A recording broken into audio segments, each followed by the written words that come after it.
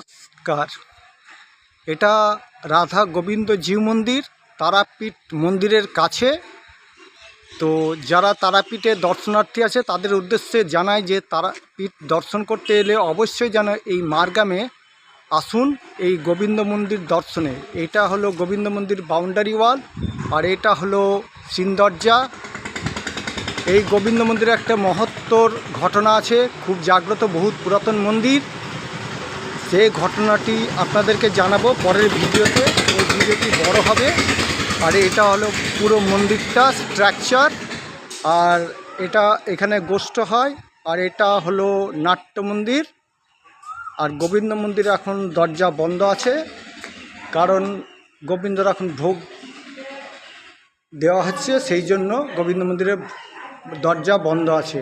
আপনারা অবশ্যই আসুন, আর যদি ভোগ পেতে যান একদিন আগে জানাবেন। ধন্যবাদ।